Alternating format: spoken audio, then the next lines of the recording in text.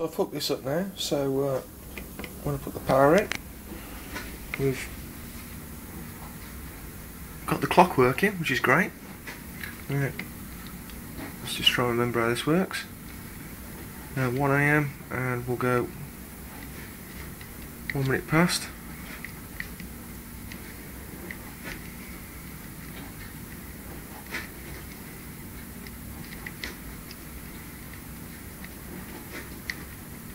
And put the alarm on for 1 minute past, and then we just got to wait then to see if the buzzer works fine or not.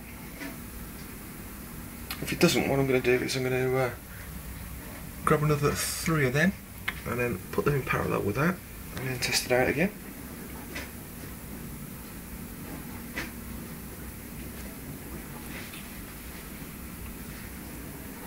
Alright, so we're just going to wait for it to go, so 1 minute on now.